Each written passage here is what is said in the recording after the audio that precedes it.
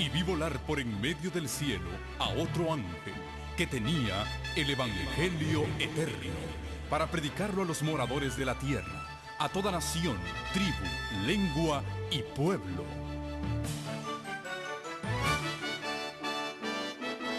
Con ustedes su programa cristiano con temas bíblicos de actualidad. Un programa que trae al mundo la verdad presente. Este es el Evangelio Eterno.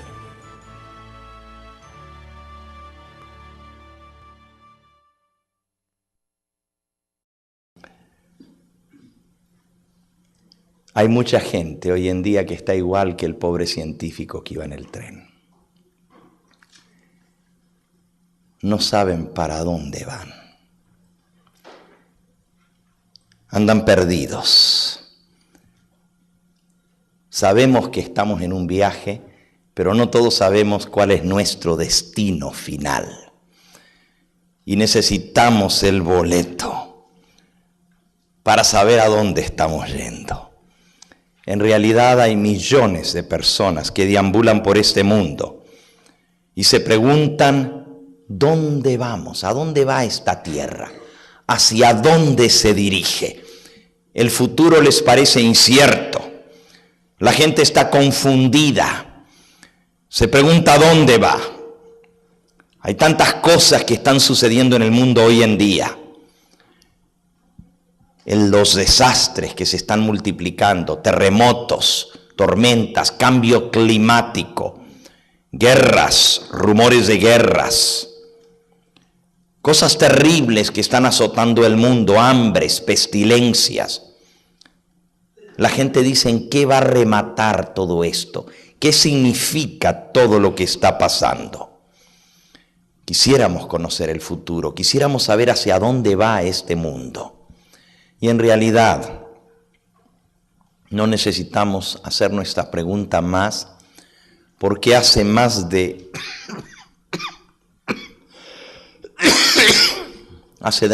2500 años atrás, un rey que vivía en la antigua Babilonia recibió un sueño que trazaba la historia completa de la humanidad desde aquel entonces hasta nuestros días y aún lo que falta por venir en este mundo. ¿Usted dice un sueño con la historia de la humanidad? Bueno, los científicos nos dicen que todos nosotros soñamos sueños cada noche, varios sueños, pero no siempre nos acordamos de esos sueños.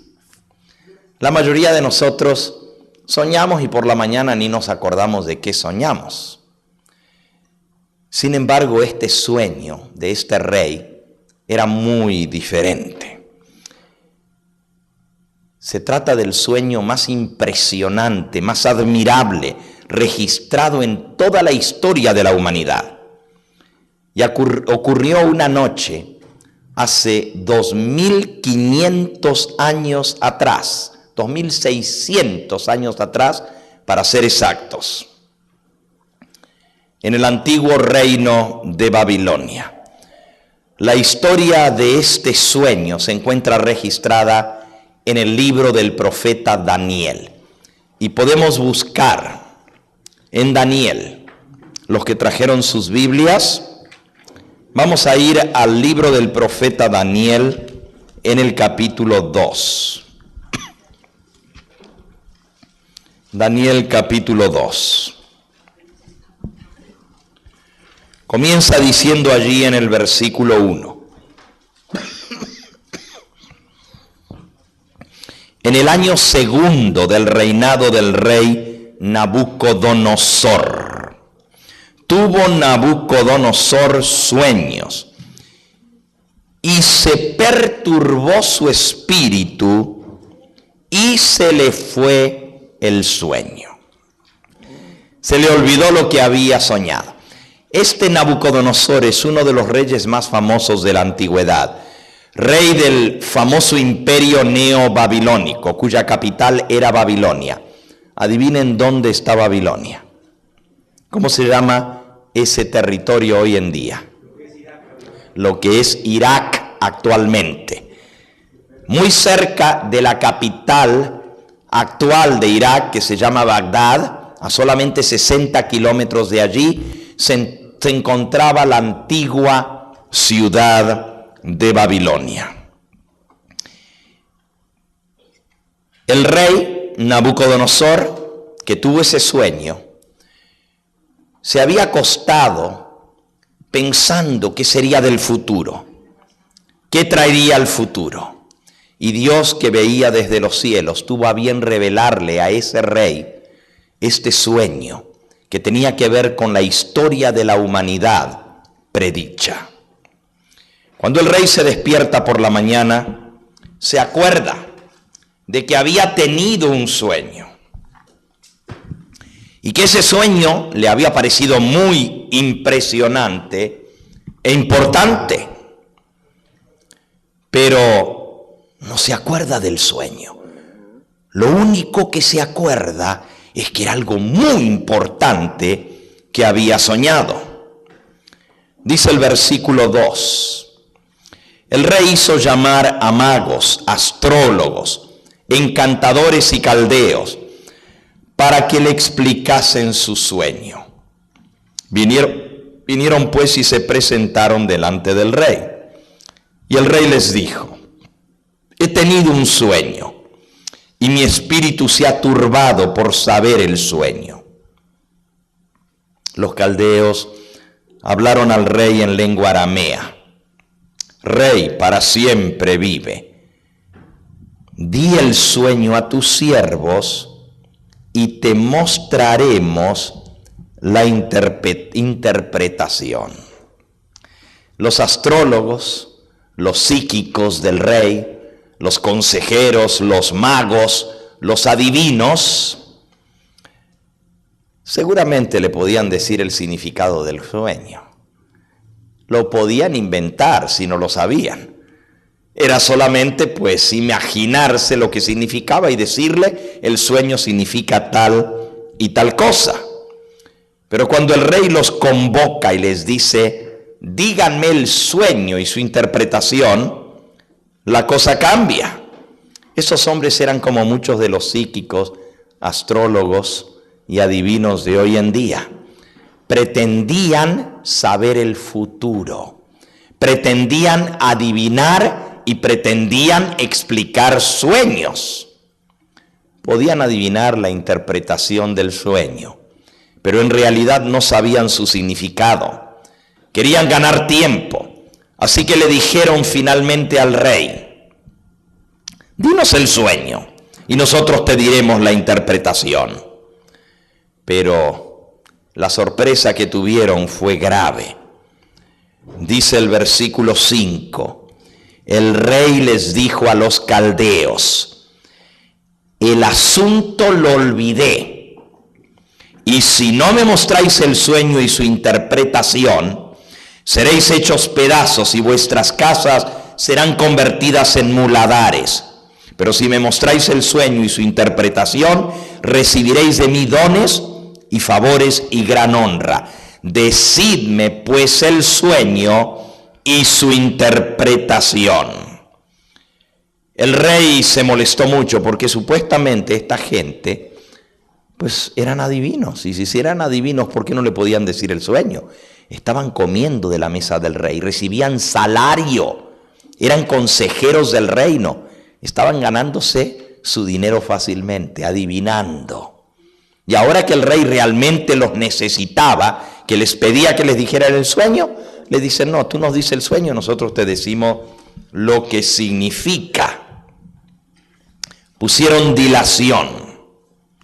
El rey ya sabía que eran unos impostores. Los amenazó nuevamente. Y otra vez, dice el versículo 8, el rey les respondió, yo conozco ciertamente que ustedes ponen dilación porque ven que el asunto se me ha ido. Si no me mostráis el sueño y su interpretación, versículo 9, una sola sentencia hay para vosotros.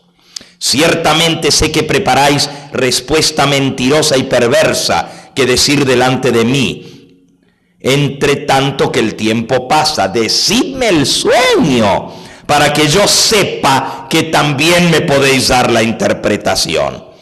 Y dice el versículo 10, los caldeos respondieron delante del rey y le dijeron: no hay hombre sobre la tierra que pueda declarar el negocio al rey. Tuvieron que confesar que ellos no sabían, ni nadie sabía lo que el rey les estaba pidiendo.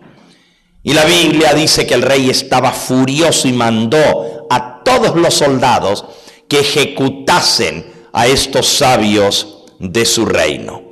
Desafortunadamente, Daniel y 3 compañeros de él, 3 jóvenes hebreos, estaban considerados entre los sabios porque eran consejeros del rey. Ellos no eran astrólogos, ni magos, ni adivinos, eran consejeros, estadistas del rey, pero al dar la orden se mandó a matar a todos los sabios del reino.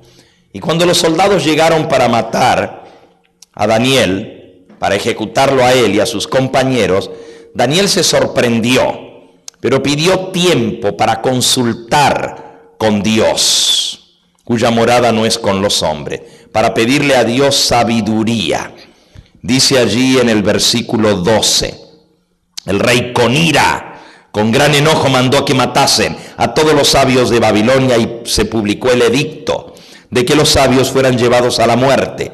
También buscaron a Daniel y a sus compañeros para matarlos.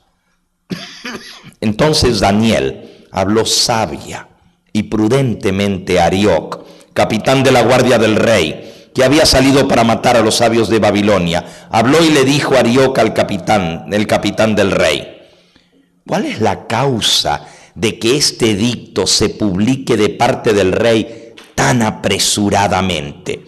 Y Arioc le dijo lo que estaba sucediendo. Daniel entró y pidió al rey que le diese tiempo y que él le mostraría la interpretación al rey. Y luego dice que el rey le dio tiempo. Por respeto a Daniel, le dio tiempo para hablar con Dios. No solamente estaba la vida de Daniel y sus 3 compañeros en peligro. Todos los sabios de Babilonia estaban en peligro.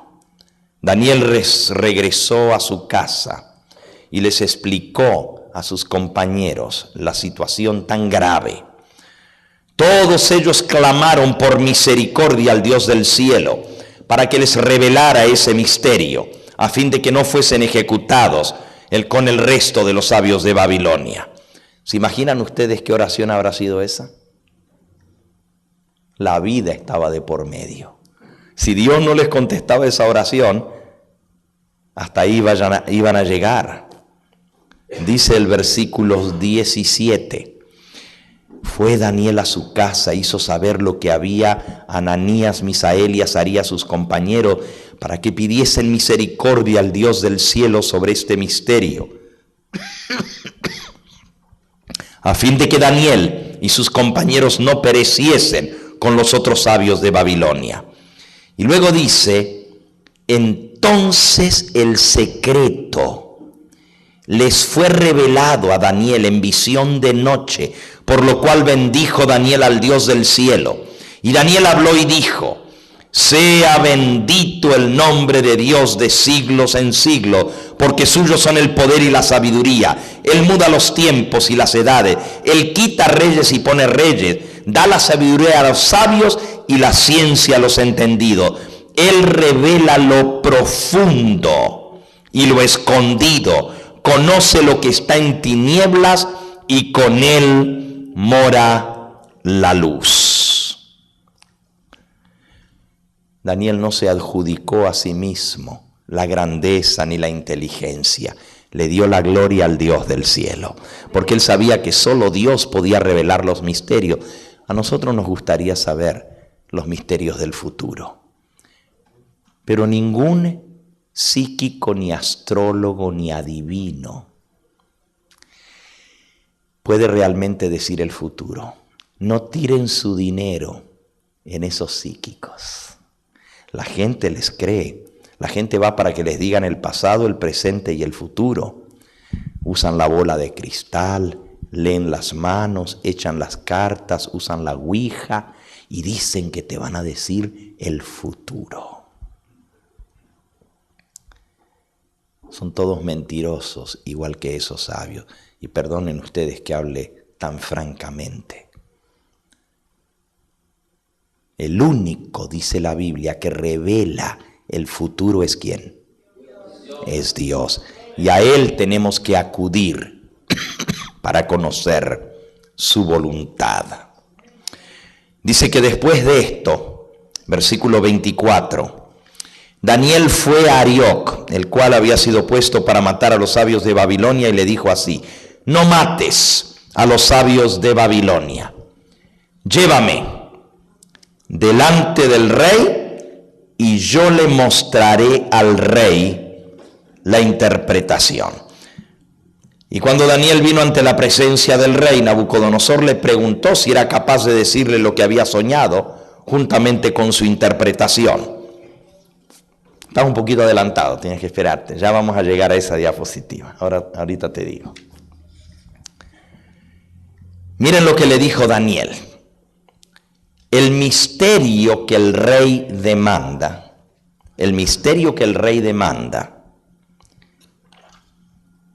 vamos a ver, ahora sí.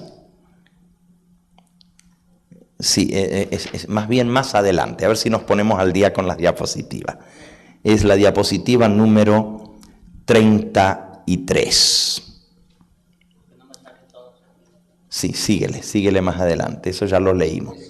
Ahí, ahora viene, ahí viene. En la que sigue de esa. Es el misterio que el rey demanda. Ni sabios, ni astrólogos, ni magos, ni adivinos lo pueden enseñar al rey.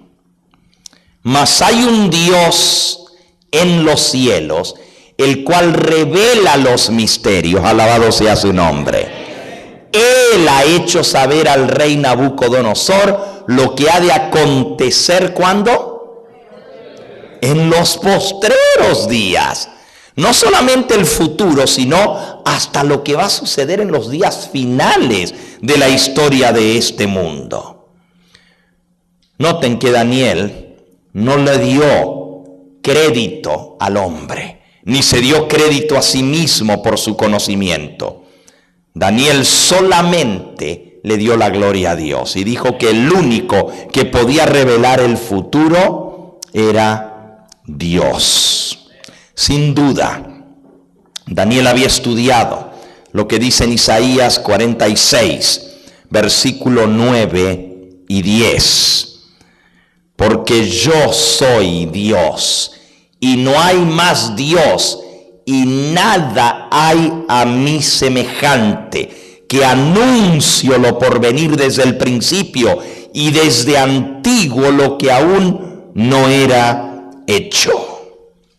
Esta sabiduría procedía de Dios, quien estaba dándole a Daniel esta información, y en este sueño le reveló a su profeta hace 2600 años atrás lo que habría de suceder en el futuro, para que nosotros pudiéramos tener esa información. Así que vamos a ir directamente a ese sueño que tuvo el rey Nabucodonosor. Dice el versículo 29. Primero Daniel le va a hablar de cómo era que él tuvo el sueño y lo que él estaba pensando. Le dice: tú, oh rey, en tu cama subieron tus pensamientos por saber lo que había de ser en lo porvenir. Fíjense, lo mismo que hablamos esta noche. Podemos conocer el futuro, podemos saber el porvenir. El rey, cuando se acostó, dice que sus pensamientos le vinieron por qué sucedería en el porvenir. Y le dice Daniel: y el que revela los misterios demostró lo que ha de ser en los años futuros. No solamente Daniel le va a decir el sueño, pero le va a decir lo que el rey estaba pensando cuando se acostó. Le dice, cuando te acostaste en tu cama, estabas pensando de lo que vendría en el futuro. Y el que revela los misterios, que es Dios, fue Él el que te dio ese sueño para decirte lo que viene en el futuro. Y entonces Daniel va a decirle el sueño. Versículo 31. Tú, oh rey, veías, y aquí una gran imagen. Esta imagen, que era muy grande y cuya gloria era muy sublime, estaba en pie delante de ti y su aspecto era terrible. Imagínense al rey escuchando a Daniel. Él se había olvidado del sueño, pero ahora Daniel le comienza a decir, ¿te acuerdas cuando te acostaste? Estabas pensando qué vendría en el futuro. Y cuando te dormiste tuviste ese sueño y viste una gran imagen cuya altura era muy grande y era muy inmensa. Su aspecto era terrible. Y el rey dice, ajá, porque ustedes saben, aunque te olvides algo, cuando te lo dicen, te vuelves a acordar, ¿no es cierto? Y cuando Daniel le comienza a decir el sueño, inmediatamente el rey sonrió y dijo, exactamente eso es lo que había soñado, una gran imagen. Daniel le describe tan exactamente lo que él soñó que el rey se queda pasmado. Continúa diciendo Daniel, la cabeza de esa imagen era de oro, oro fino. Sus pechos y sus brazos eran de plata. Sus vientre y sus muslos eran de metal. Y sus piernas eran de hierro, y sus pies en parte de hierro y en parte de barro cocido.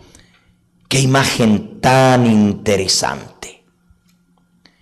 Imagínense, el rey asombrado escucha a Daniel mientras describe los elementos que forman esa imagen. Cabeza de oro, brazos y pechos de plata, vientre y muslos de bronce, las piernas de hierro y los pies en parte de barro y en parte de hierro, de barro cocido y en parte de hierro. Y luego sigue diciendo, estabas mirando hasta que una piedra fue cortada no con mano, la cual hirió a la imagen y en los pies de hierro y de barro y los desmenuzó.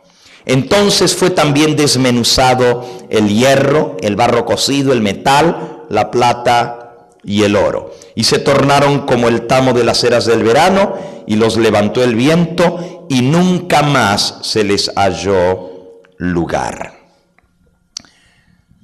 Miren nuevamente el video. El rey seguramente se asombró al ver ahora lo próximo que le sigue diciendo Daniel en el sueño. Vio una piedra que venía de lejos, cortada de un monte, y caía sobre la imagen y la destruía completamente, desmenuzándola. Pero esa piedra crecía y hacía un gran monte que llenó toda la tierra. La piedra que hirió a la imagen fue hecha un gran monte que hinchó toda la tierra.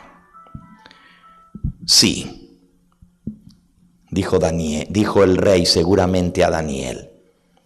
Veamos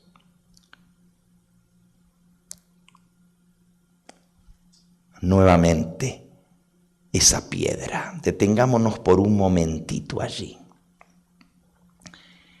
El rey quedó impresionado. ¿Cómo Daniel le pudo dar el significado completo?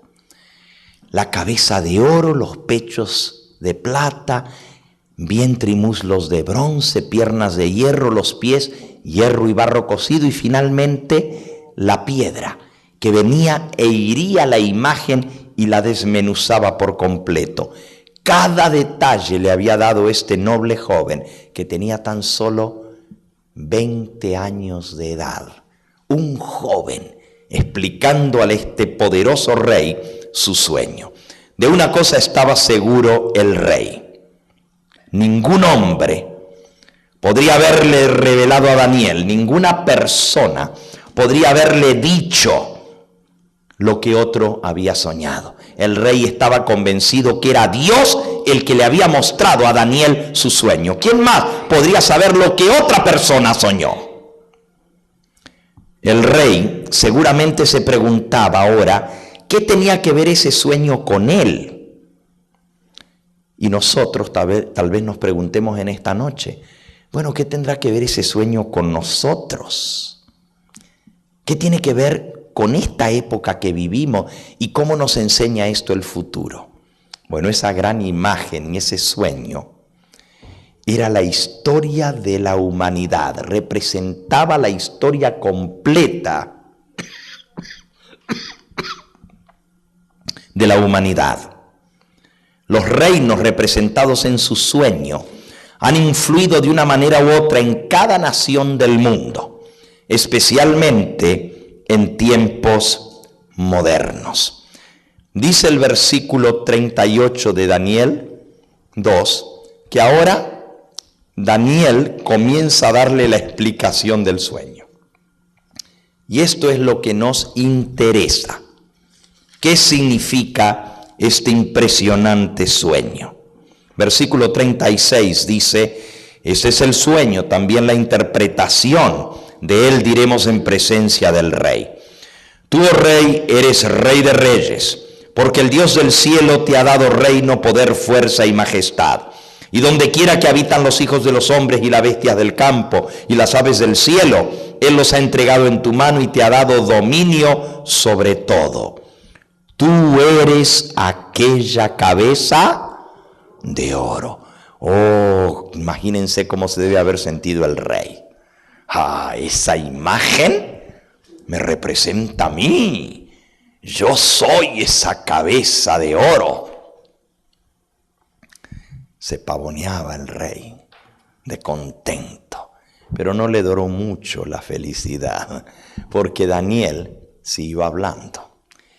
Y saben, si Daniel hubiera sido un político, como los políticos de hoy en día, seguramente ahí hubiera terminado su relato, no le hubiera dicho al rey lo que seguía, porque no le convenía decirlo.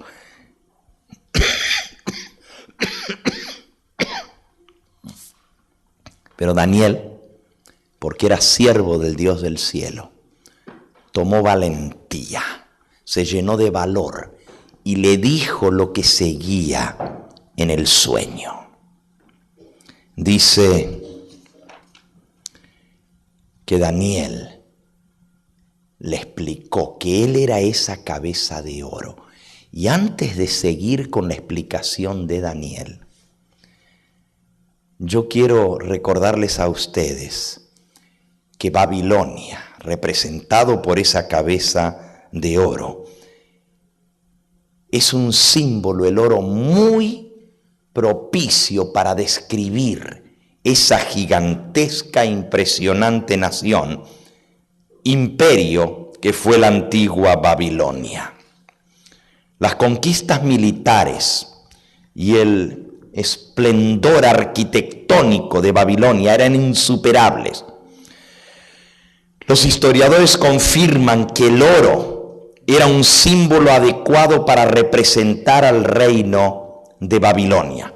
El oro era usado profusamente en la ciudad. Miren, el trono del rey de Babilonia, Nabucodonosor, era de oro puro. Delante del trono había 2 leones alados que eran símbolos de Babilonia, también totalmente de oro. La cama donde dormía el rey Nabucodonosor era de oro.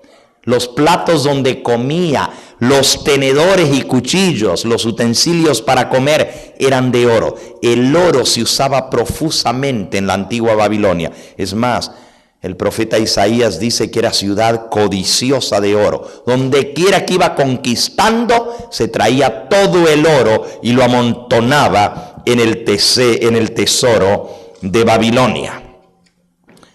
Ahora, Miren cómo lo describe un historiador de la antigüedad, lo impresionante que era esta ciudad.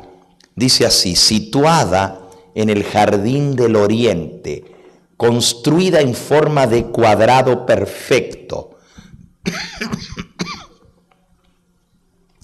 rodeada de un foso o una zanja, con sus puertas de bronce, sus jardines colgantes en terraza sobre terraza, sus 2 palacios reales. Allí, con toda la tierra postrada a sus pies, reina de incomparable grandeza, se levantaba esa ciudad, idónea capital de ese reino representado por la cabeza de oro. Así dice Urias Smith, este historiador. Y en realidad, los fabulosos jardines colgantes de Babilonia, hechos sobre plataforma, se consideraba como una de las 7 maravillas del mundo antiguo. Pero Daniel no paró allí. Daniel tenía un mensaje de Dios que revelarle al rey. Y por eso él siguió adelante. Dice el versículo 39, que Daniel humilde pero valientemente le declaró al rey: después de ti se levantará otro reino menor que tú. La sonrisa de satisfacción del rey desapareció al escuchar las palabras de Daniel. ¿Otro reino?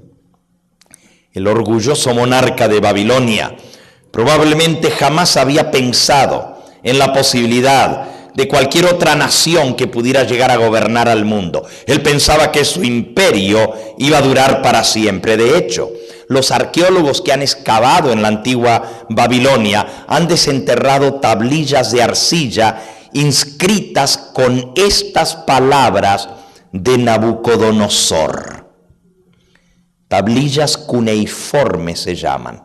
Y esta tablilla de Nabucodonosor dice lo siguiente: he fortalecido las fortificaciones de Sagila y Babilonia, he establecido el nombre de mi reino para siempre. Eso es lo que pensaba. Miren, esa es la propia escritura de Nabucodonosor que le encontraron en las ruinas de Babilonia, que su nombre, que su reino iba a durar ¿para cuándo?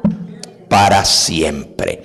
Pero la Biblia dice que el orgulloso Nabucodonosor hasta llegó a decir: ¿no es esta la gran Babilonia que yo edifiqué para casa del reino con la fuerza de mi poder y para gloria de mi grandeza? Qué orgullo la de ese rey, ¿verdad? Esta es la Babilonia que yo edifiqué para casa de mi reino, con la fuerza de mi poder la hice, para gloria de mi grandeza. Le costó muy caro eso al rey Nabucodonosor. Y por cierto, en este versículo de Daniel 4, versículo 30, se encuentra, vea la diapositiva anterior, la frase que está usada en el libro de Apocalipsis, una más hacia atrás, es esa. ¿No es esta la gran Babilonia? Esa expresión, la gran Babilonia, es el único lugar que aparece en el Antiguo Testamento, la gran Babilonia. Pero en el libro de Apocalipsis habla de la gran Babilonia que vino en memoria delante de Dios. Babilonia, la gran ciudad. Y se menciona un montón de veces en el libro de Apocalipsis. ¿Qué relación tiene la gran Babilonia con nuestros días? Eso lo vamos a ver un poquito más adelante, porque tiene que ver con las cosas que están sucediendo en nuestros días. Pero saben, Daniel siguió con la interpretación del sueño. Se va a levantar otro reino inferior al tuyo, representado por la plata. el pecho y los brazos de plata, y Daniel vivió para ver el cumplimiento de ese día. En realidad, durante el reinado de Belsasar, el arrogante y orgulloso nieto de Nabucodonosor, Ciro de Media sitió la ciudad de Babilonia. El 13 de octubre del año 539, el reino de oro de Babilonia llegó a su fin de una manera nada gloriosa. El nieto de Nabucodonosor estaba en el trono, pero Ciro de Media sitió la ciudad y la tomó. Ahora es impresionante saber que Dios había profetizado exactamente cómo y cuándo y quién tomaría la ciudad de Babilonia. Más de 250 años antes que esto sucediera, el profeta Isaías había predicho en el capítulo 45 y en el versículo 1, así ha dicho Jehová a su ungido, a Ciro, a quien tomé por su mano derecha para sojuzgar a las naciones delante de él, para desvestir a los reyes de sus armaduras y para abrir puertas delante de él, de modo que las puertas de las ciudades no se cierren.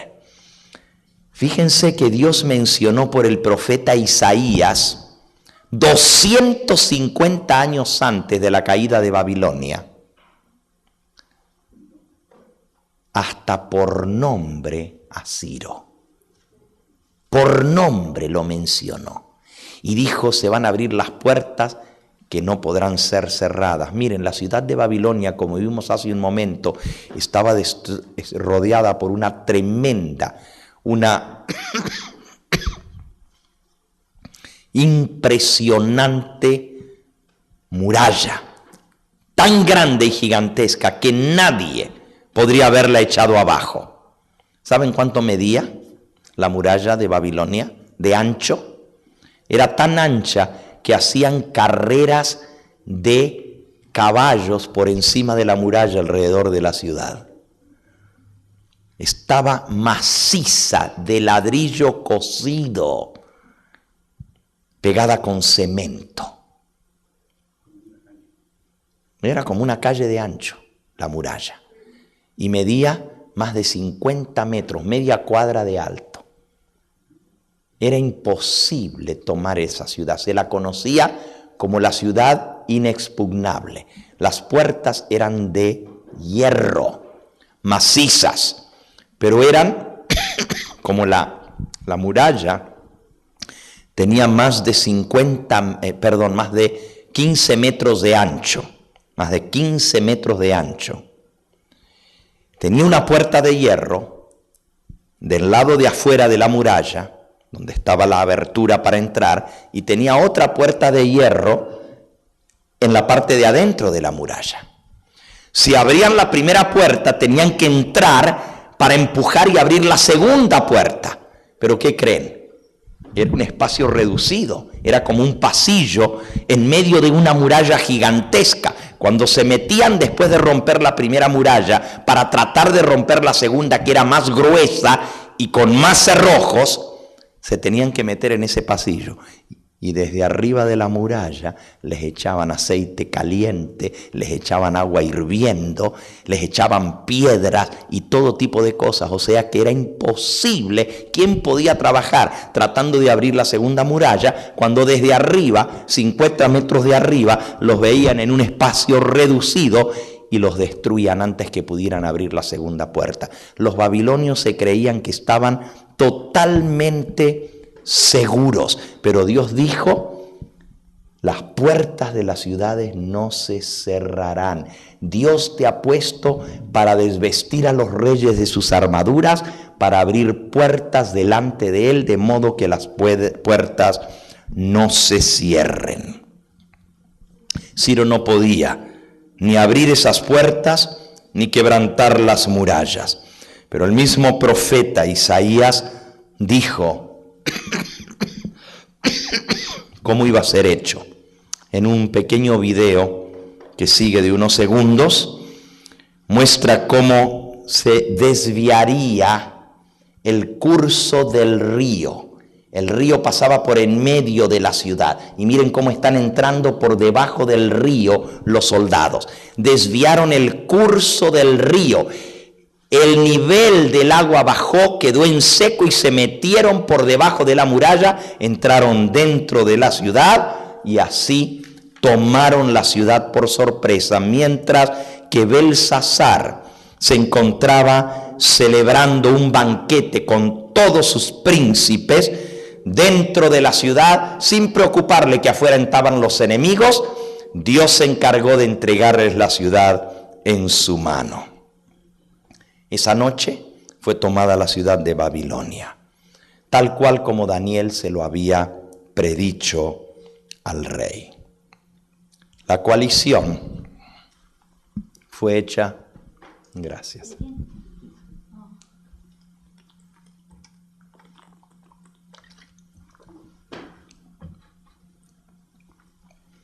La coalición fue hecha entre los medos y los persas. Por eso la segunda parte de la imagen estaba representada por los brazos unidos por el pecho. Se unieron dos poderosas naciones, los medos y los persas, para tomar la ciudad de Babilonia. Y los soldados de Babilonia la tomaron en esa misma noche y fue muerto el rey y todos sus príncipes. Ciro fue el general al mando de esto. Daniel lo había predicho. Así que Persia representa en esos brazos de plata, inferior al oro, pero también una nación muy poderosa. El reino de los medos y los persas se extendió por todo lo que antes gobernaba Babilonia y aún más grande. Gobernó desde el año 539 a.C. hasta el año 331 a.C. Pero aquí no termina el sueño. Daniel le siguió diciendo: después de ti vendrá otro tercer reino de bronce que dominará en toda la tierra. Un tercer reino de bronce, dijo Daniel, hasta el metal dio. ¿Sucedió de esa manera? Exactamente. Esta predicción de la imagen de metal con el vientre y los muslos de bronce se cumplió literalmente, y el bronce muy propicio para representar al tercer reino que dominaría toda la tierra. Un joven, un brillante joven general llamado Alejandro el Grande o Alejandro Magno, derrotó al rey Darío III de Persia en la batalla de Arbela en el año 331, y este llegó a ser el tercer imperio de metal, Grecia. A la temprana edad de 25 años, la anterior, a la temprana edad de 25 años, el joven Alejandro Magno, a quien ven aquí en el dibujo, llegó a ser el monarca reinante de uno de los imperios más extensos que el mundo haya jamás conocido. El historiador griego Flavio Arriano, escribiendo acerca de Alejandro el Grande, dijo: estoy persuadido de que no hubo nación, ciudad o gente a donde no hubiera llegado el nombre de Alejandro Magno.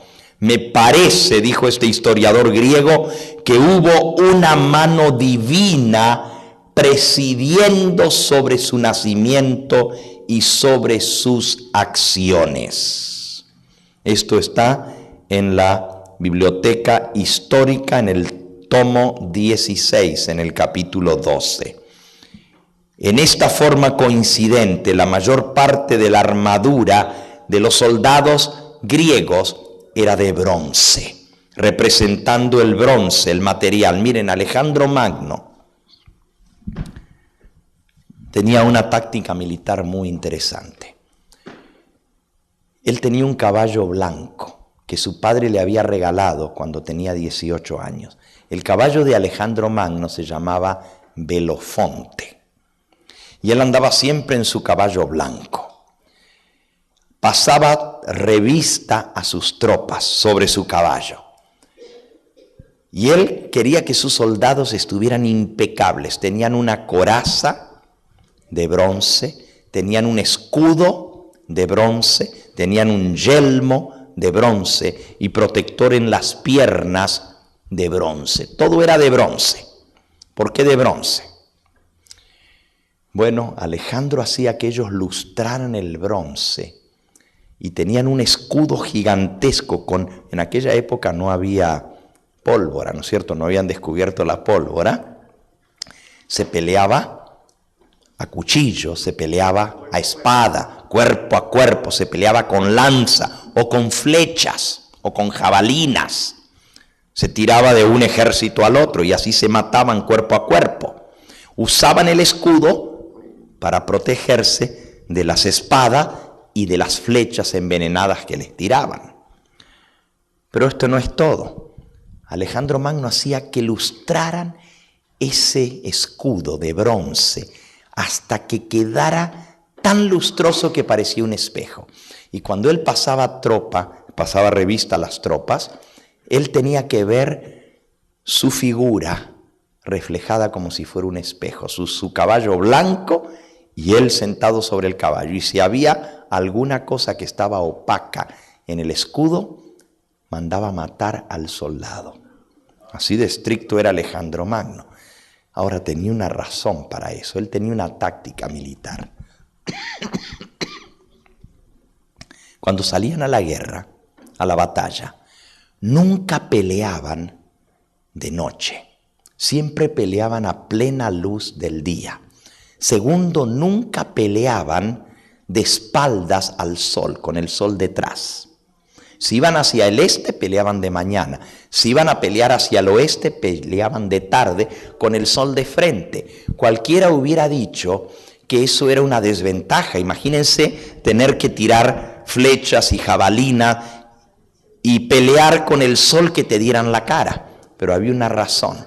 Todos los escudos los cubrían con un manto negro, con un lienzo negro.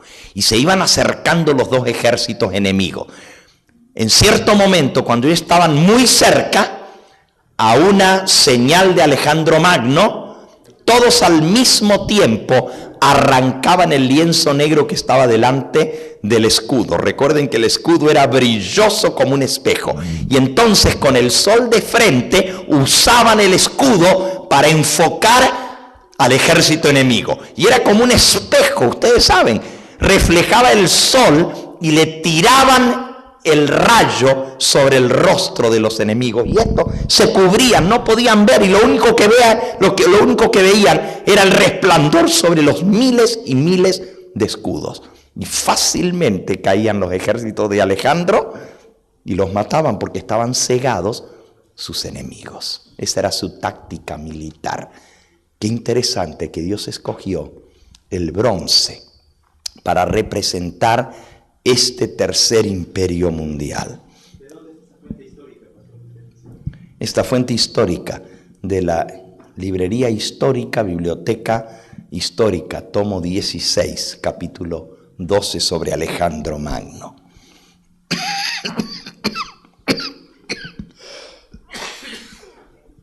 Alejandro Magno murió a los 33 años de edad. Algunos dicen que de fiebre, otros dicen que de cirrosis. Le gustaba beber. El hombre que dominó a los 30 años el mundo no supo dominarse a sí mismo.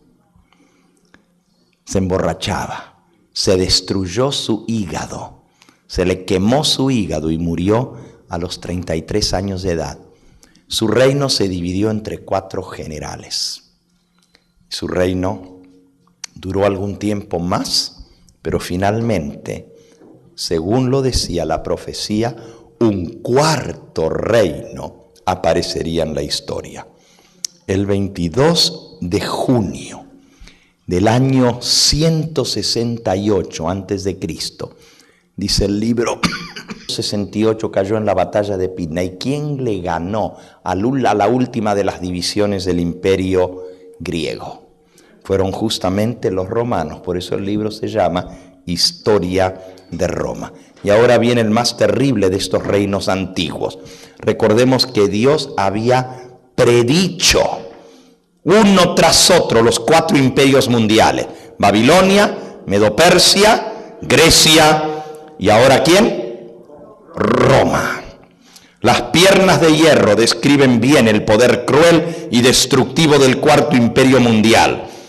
Así se lo describió Daniel al rey. Noten, el imperio mucho más grande que el de Alejandro Magno toma toda Europa, todo el norte de África y todo lo demás que incluía el imperio de Alejandro Magno.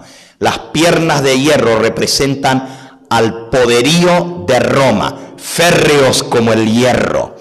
El imperio que más tiempo duró, así como las piernas son las partes más largas del cuerpo, así también el imperio romano duró más de 750 años.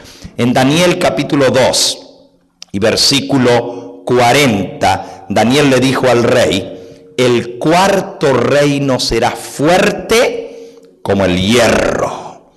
Y en verdad, los césares romanos se hacían llamar a sí mismos dioses, demandaban adoración y obediencia de todos los hombres. Fue durante el imperio romano que tuvieron lugar 2 de los acontecimientos más importantes en la historia. Durante el tiempo del imperio romano nació Jesús en Belén de Galilea. Fue un emperador romano, Augusto César, el que dio la orden de empadronarse, que llevó a la Virgen María y a José a Belén. Y fue un gobernador romano, Herodes, el que dio la orden de matar a todos los bebés en Belén. Con ello esperaban matar a Jesús.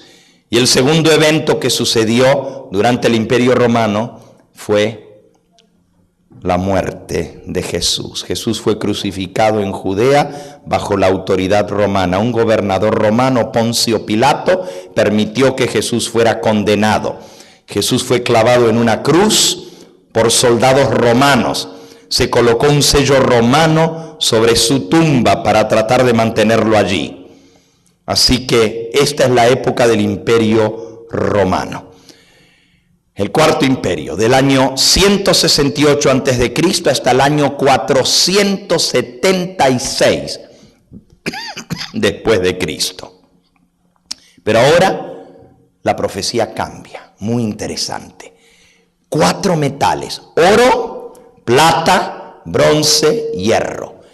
Pero ahora el texto del versículo 41 describe algo totalmente distinto. Dice: lo que viste de los pies y de los dedos, que en parte eran de barro cocido de alfarero y en parte de hierro, significa que el reino estará ¿qué?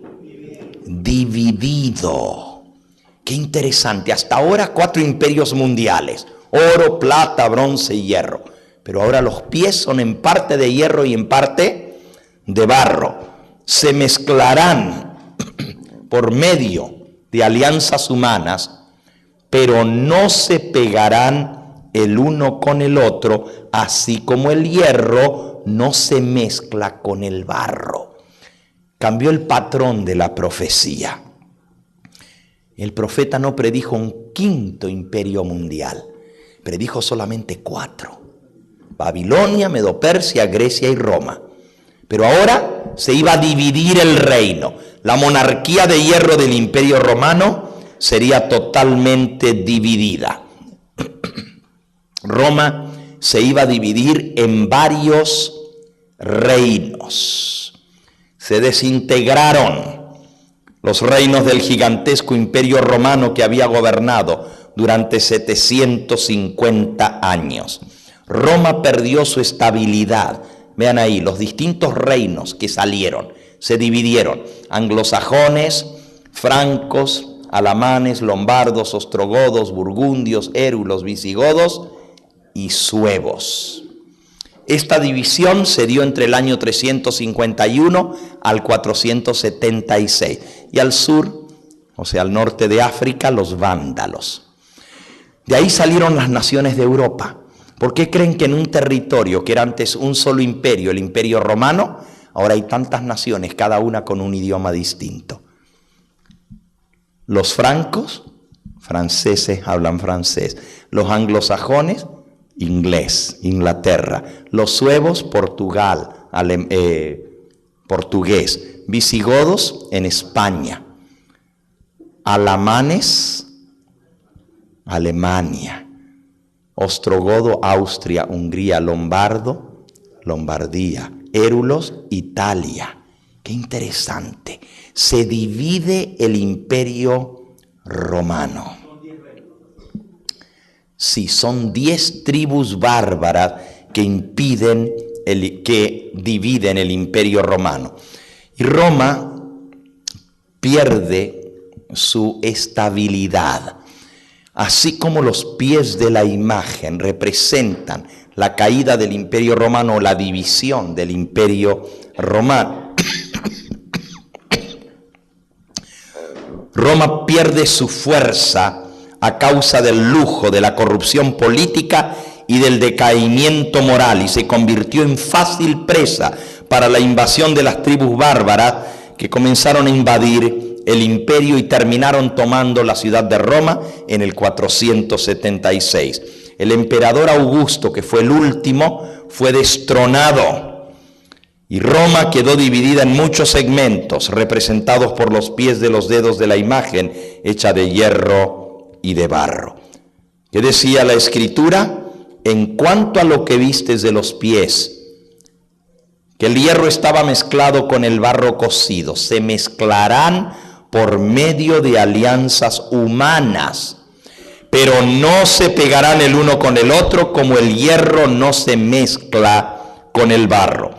Las invasiones bárbaras dividieron el imperio. Sin embargo, de esas tribus bárbaras salieron las naciones de Europa actualmente.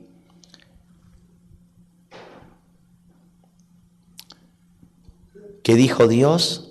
No se pegarán el uno con el otro como el hierro no se pega con el barro. De los alanos salieron los alemanes, los burgundios, Suiza, los francos, Francia, lombardos, italianos, sajones, los ingleses, y así sucesivamente, los suevos, portugueses, visigodos, españoles, érulos. Se extinguieron 3 de estos, los vándalos, ostrogodos y los érulos fueron extinguidos, están extintos. Esa es otra profecía que nos explica por qué cayeron esos 3. La proclamación divina de tales reinos jamás, dijo Dios, se volverán a unir el uno con el otro. Dicen que no habría un quinto imperio mundial. El reino quedaría dividido. Europa actualmente está totalmente dividida. Y dice Dios que se mezclarían con simiente humana, pero no se pegarían. Aun si se mezclaran con simiente humana, no se pegarían. Fíjense qué interesante. En un palacio allí en Dinamarca, en este palacio, se exhibe el árbol genealógico de toda Europa durante la Primera Guerra Mundial. Se casaron entre todos los reyes de Europa, sus hijos se fueron casando supuestamente para unificar otra vez Europa. Se mezclaron con simiente humana.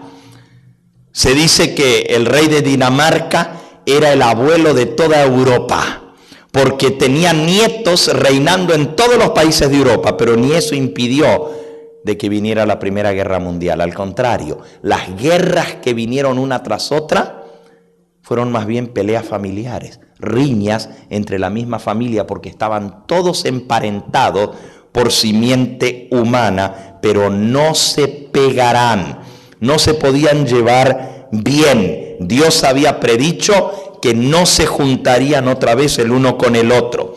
Se intentó reunir nuevamente el Imperio Romano, pero no iba a ser posible, como el hierro no se pega con el barro. Allí pueden ver los distintos reyes emparentados el uno con el otro.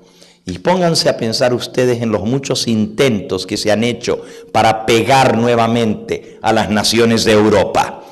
¿Qué sucedió? Ahí pueden ver todos los que trataron otra vez de unificar a Europa. Quisieron dirigir el mundo entero, trataron de unir la Europa dividida. Mencionemos algunos de esos. Carlomagno, derrotado. Carlos V de España, derrotado. Luis XIV de Francia, derrotado. Napoleón Bonaparte, que trató de unificar Europa, derrotado. Ya en el siglo pasado, Hitler, derrotado, exilado en la isla de Malta. Napoleón, ese poderoso guerrero de Francia, de la primera parte del siglo XIX, tuvo que admitir, y esto lo dijo Napoleón, que Dios era demasiado fuerte para él. Dios no solamente fue demasiado fuerte para Napoleón, para todos esos. Dios había dicho, y esas 8 palabritas fatales, no se pegarán el uno con el otro. Eso es lo que impidió que nuevamente Europa quedara unida. No se pegarán el uno con el otro, como el hierro no se pega con el barro. Se podrán juntar. Fíjense, hoy en día, Europa, otra vez están hablando de la unificación europea. Tienen una sola moneda, el euro. Pero no están pegadas las naciones. Se unirán, pero no se pegarán. El hierro se une con el barro, estaban unidos en los pies, pero no se pegan.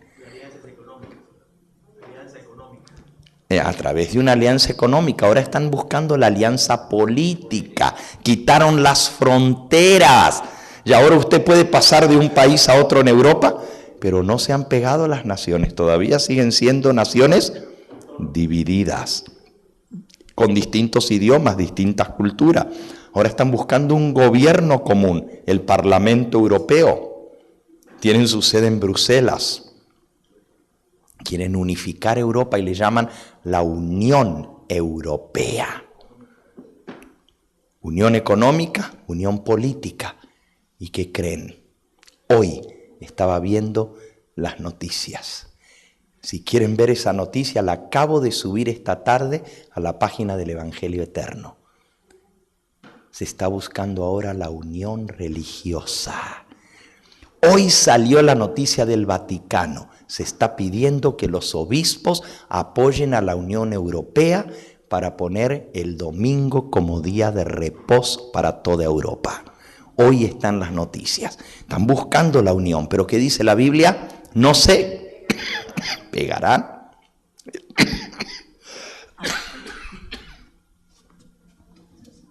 No se pegarán el uno con el otro.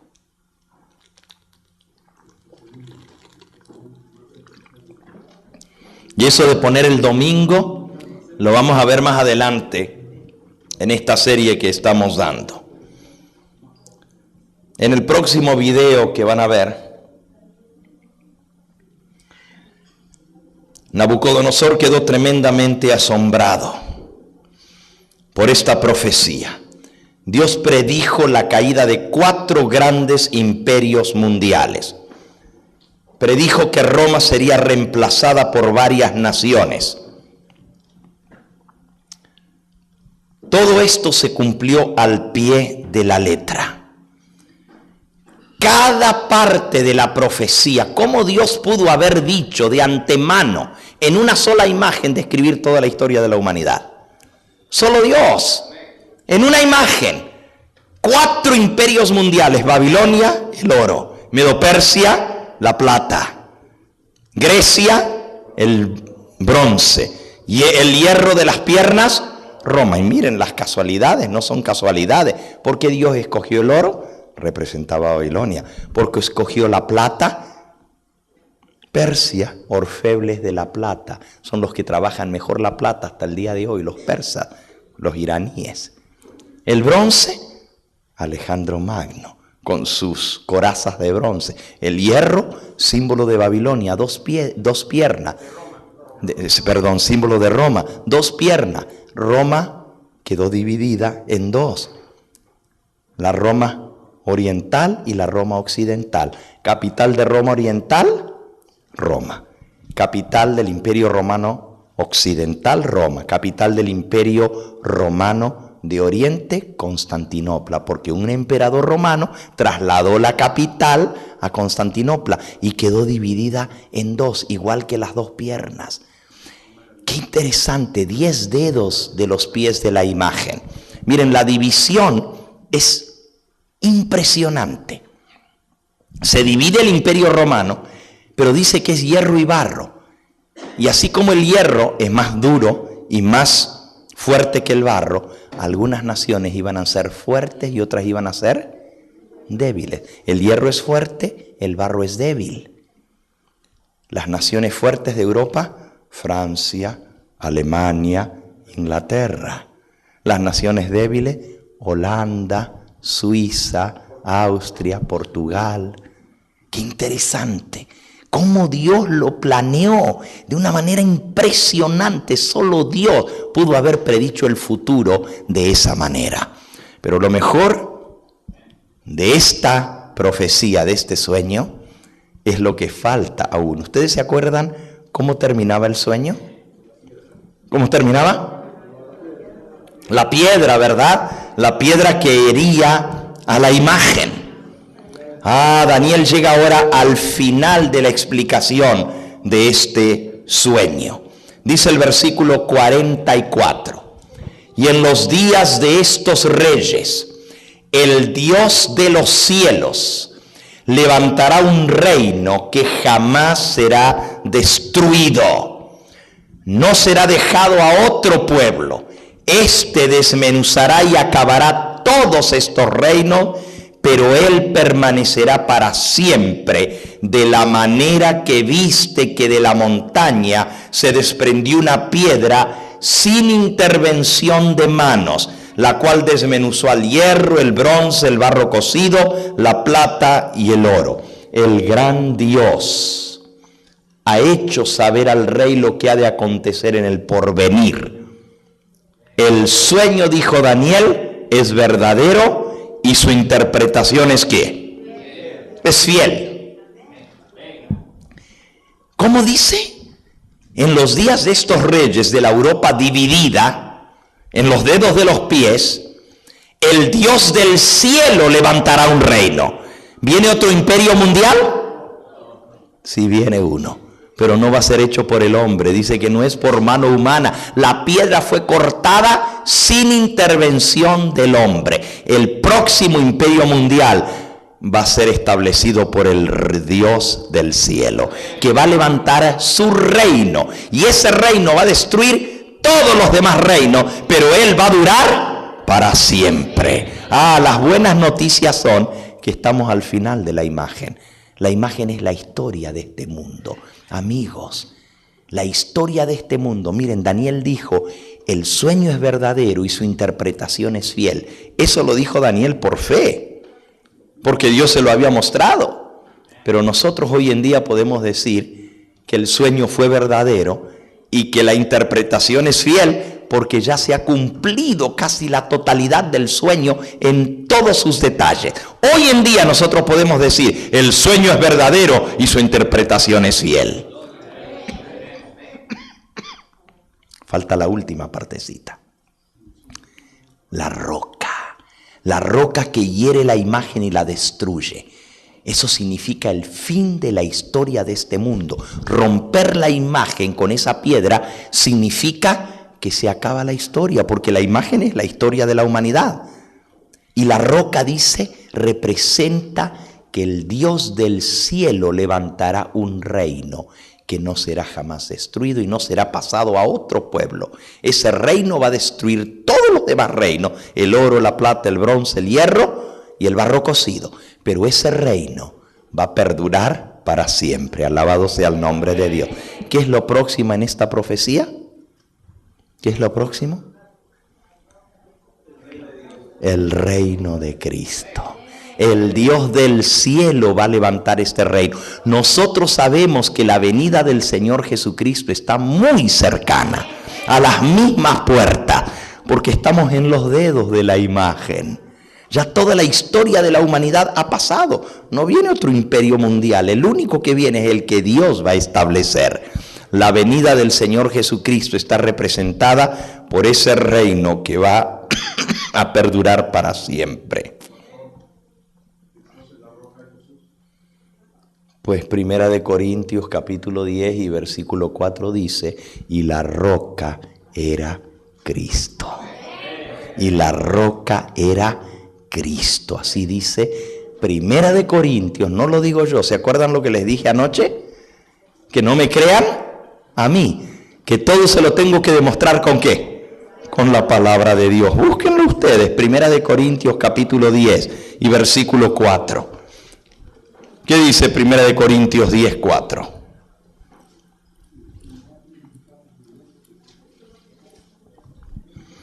Todos bebieron la misma bebida espiritual porque bebían de la roca espiritual que los seguía, y la roca era ¿quién?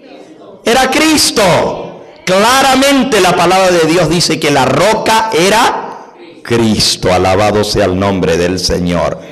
En Apocalipsis capítulo 11 y versículo 15 se cumplirá la profecía que dice: el reino o los reinos de este mundo han venido a ser de nuestro Señor. Él reinará por los siglos de los siglos. Los reinos de este mundo van a llegar a ser de nuestro Señor y Él perdurará para siempre. Veamos entonces estos últimos acontecimientos predichos en el libro del profeta Daniel. Eventos finales en el libro del profeta Daniel.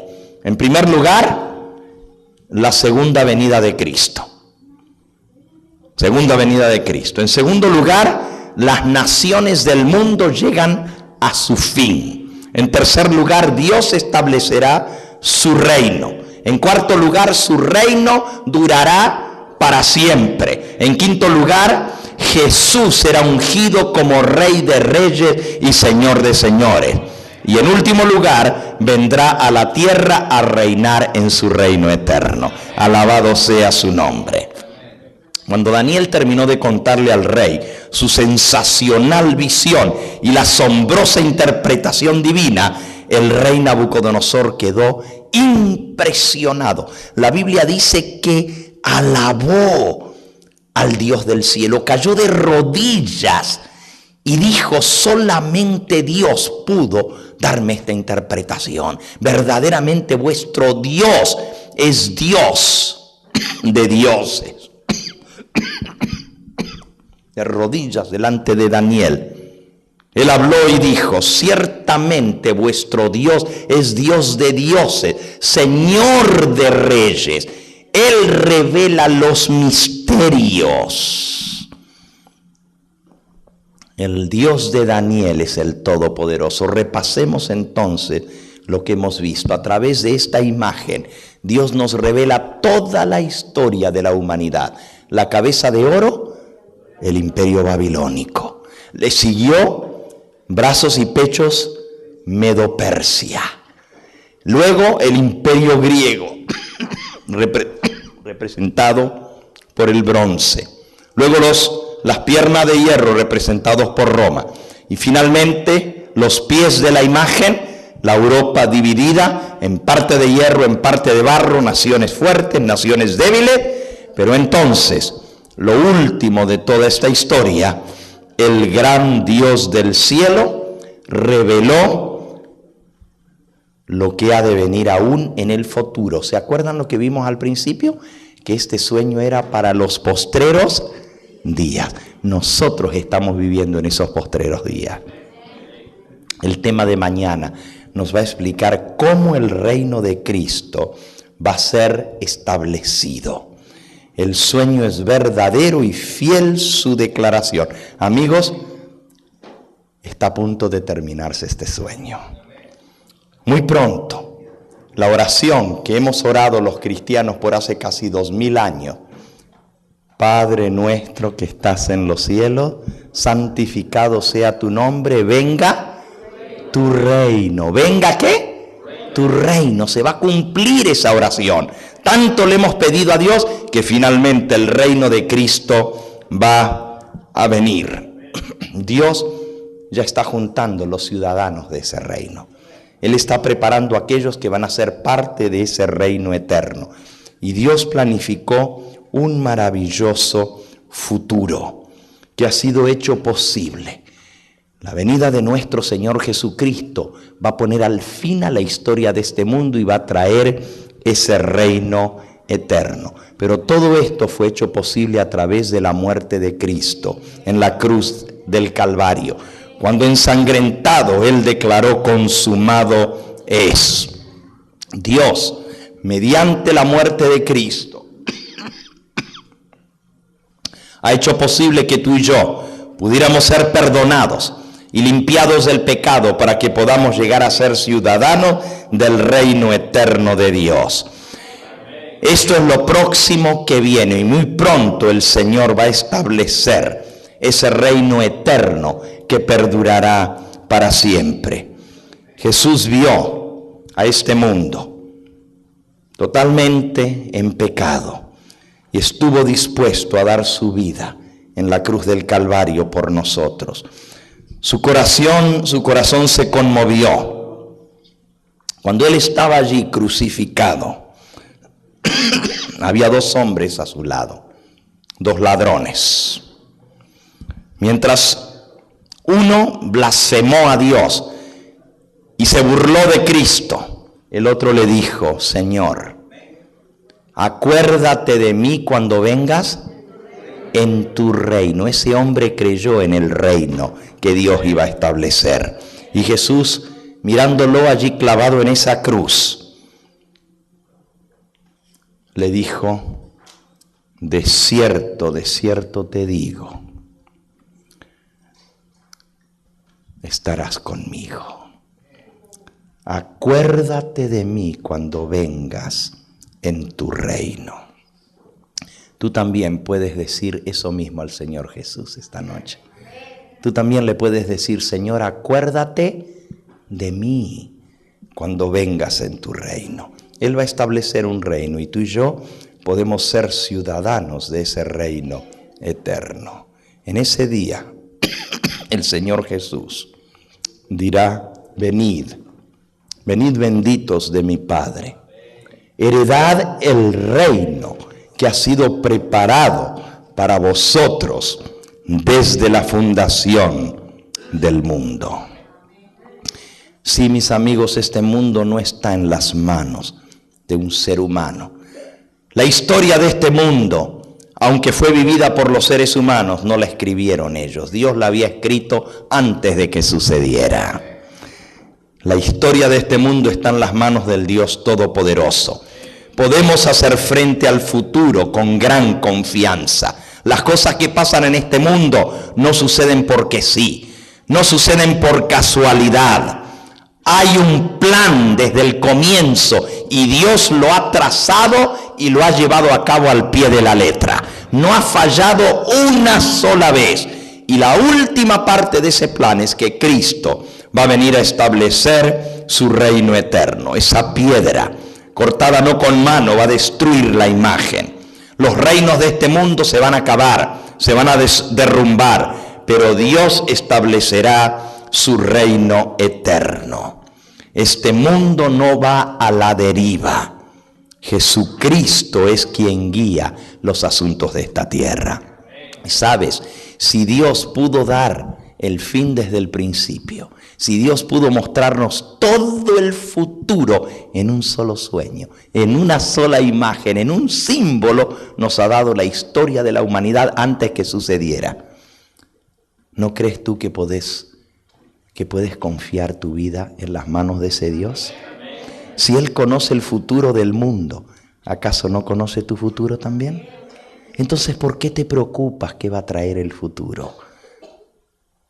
Descansa en Jesús, pon tu confianza en Él, Confía en ese Señor Todopoderoso, que Él guiará tus pasos. Mira, ¿tú crees que viniste aquí por casualidad? No. Fue Dios quien te trajo, porque Él quiere que tú conozcas su voluntad. No es casualidad que estás aquí. Si Dios escribió la historia del mundo, lo que iba a suceder, Él también conoce tu propia historia. Y no es casualidad que tus pasos llegaran hasta aquí en esta semana. Dios te trajo porque Él guía nuestros pasos y te trajo con un propósito. Que tú y yo podamos ser salvos, podamos tener vida eterna. Si tú le dices a Jesús en esta noche, como le dijo el ladrón en la cruz, acuérdate de mí cuando vengas en tu reino. El Señor te puede dar esa seguridad esta misma noche. Puedes salir de aquí seguro del perdón de Cristo Jesús. Puedes salir de aquí seguro que el futuro de tu vida está en las manos del Todopoderoso. Puedes confiarle a Él tu vida. ¿Quieres decirle al Señor, Señor, yo quiero confiar en ti? Ya no me voy a preocupar por lo que venga, porque todo mi futuro está en tus manos. ¿Cuántos de los que están aquí en verdad confían en Jesús? Le han aceptado como Señor y Salvador. Alabado sea su nombre. Quizás hay alguien aquí en esta noche que por primera vez está escuchando estas cosas y después de ver algo tan impresionante, quiere decir, yo también quiero tener esa confianza. Yo quiero poner mis vidas en las manos de Dios. Quizás nunca antes lo ha hecho, así públicamente, decirle, Señor, yo quiero confiar en ti, quiero entregarte mi vida en tus manos, porque quiero ser salvo. Hay alguien aquí que quiere decir, pastor, ora por mí, porque yo quiero tener esa seguridad en mi vida.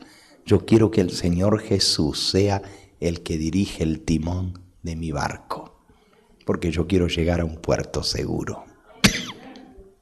Hay alguien aquí que quiere decir, pastor, al orar, al terminar en esta noche, inclúyame en esa oración.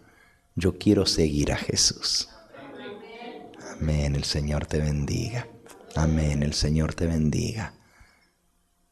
¿Te atreves a levantar tu mano en esta hora y decirle, Señor, confío en ti, confío en tu palabra, confío en tu dirección para mi vida? ¿Quieres decírselo en esta noche?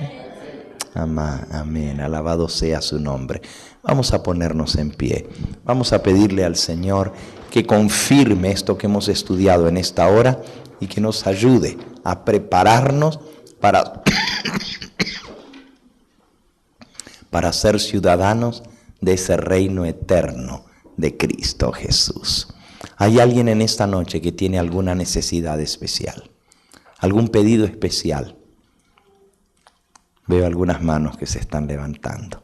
Les voy a dar la oportunidad en esta noche de acercarse aquí adelante para que oremos especialmente por aquellos que tienen alguna necesidad en su corazón. Vengan, acérquense aquí y vamos a presentarle al Señor sus necesidades para que Él pueda responder, Él pueda darnos los pedidos de nuestro corazón.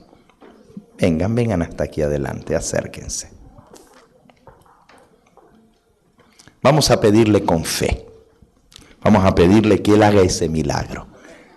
Y ese Dios que conoce todo, conoce el fin desde el principio, nos va a dar lo que es para su gloria y para su honra. Confiemos plenamente en Él. No hace falta que tú me digas a mí lo que le vas a pedir al Señor, porque Él lo conoce. Él lee tu corazón. Mira, si Dios le pudo dar a Daniel lo que el rey pensaba cuando se fue a acostar, y se lo mostró Dios a Daniel, los pensamientos del rey, el sueño que solo el rey había visto y nadie más, y luego Daniel vino y se lo dijo. ¿Tú no crees que Dios puede leer tus pensamientos? Él conoce lo que está dentro de ti. Por eso pídele con fe en esta hora, que Él va a leer tu mente, tu corazón. No hace falta ni que lo balbucees, ni que lo digas en voz alta. con solo pensarlo. Aquel que leyó el pensamiento de Nabucodonosor cuando se fue a acostar, que estaba pensando en el futuro y le dio este sueño. Aquel que le reveló el mismo sueño en la mente de Daniel y le dio esta visión, él va a leer tu mente en esta hora y te va a dar el pedido de tu corazón.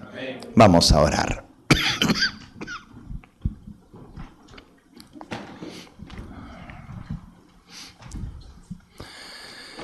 Padre Santo, en esta hora estamos delante de ti tal cual como somos, llenos de necesidades, de tristezas, de desánimos, de incertidumbre hacia nuestra vida y nuestro futuro.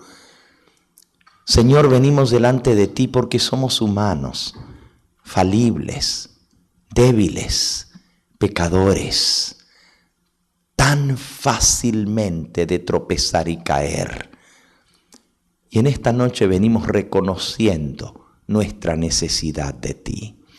Tú sabes, Señor, cómo muchas veces tenemos ansiedad en nuestra vida. Tenemos miedo, tenemos dificultades con las cosas que nos suceden. Hay mucha incertidumbre en el mundo hoy en día, tantas cosas que están sucediendo. La economía tan destruida, falta de trabajo. Muchos han perdido sus casas y los demás tienen miedo de no poder seguir adelante. Aún nuestro trabajo no está seguro, Señor. Por eso venimos a ti en esta hora.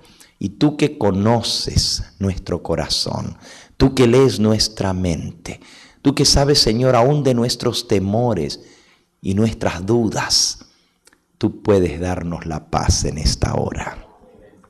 Queremos que tú quites toda ansiedad de nosotros, que nos hagas confiar plenamente en ti, que a los que a Dios aman,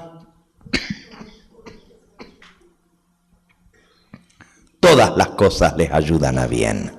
Danos esa fe, Señor, para creer que si confiamos en ti, todo saldrá bien para tu gloria. Aún las dificultades de esta vida son la escuela que nos enseña a confiar en ti. Ayúdanos, Señor, a vivir de toda palabra que sale de tu boca. Ayúdanos a creer en tu santo libro, así como vemos esta profecía tan impresionante, que así también podamos confiar en que tú riges nuestra vida. Bendice a cada persona. Tú conoces el pedido que lo ha traído aquí adelante. Tú sabes el motivo de su corazón. Te pido por cada uno de aquellos que han pasado aquí. Te pido por aquellos que nos ven a través de la pantalla, Señor. También ellos tienen motivo de oración, pedidos especiales.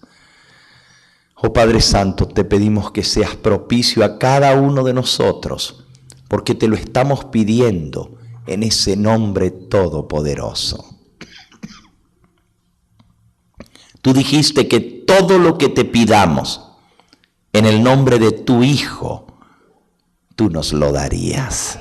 Es en el nombre de Jesús que te suplicamos que nos des los pedidos de nuestro corazón, no para gloriarnos, no para nuestro beneficio, sino para gloria y honra de tu nombre. Despídenos con tu bendición, llévanos con bien y que el día de mañana podamos regresar nuevamente para seguir aprendiendo más de tu palabra, porque te lo pedimos en el nombre precioso de Jesús. Amén, Señor. Amén.